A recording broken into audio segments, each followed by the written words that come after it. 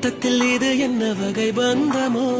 இதழ்கள் சொல்லவில்லை புரிந்தது கொஞ்சம் இது என்ன கண்பா